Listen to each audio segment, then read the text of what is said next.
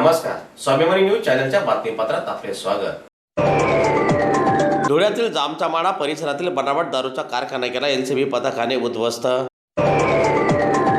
धुळे शहरातील चाळीसगाव रोड परिसरातील जामचामाडा परिसरात सुरू असलेला बनावट दारूचा कारखाना स्थानिक गुन्हे शाखेच्या पथकाने उद्ध्वस्त केलेला असून या कारवाईत 6 जणांना ताब्यात घेण्यात आलेले असून कारवाईत 8 लाखांचा मुद्देमाल जप्त करण्यात आलेला आहे।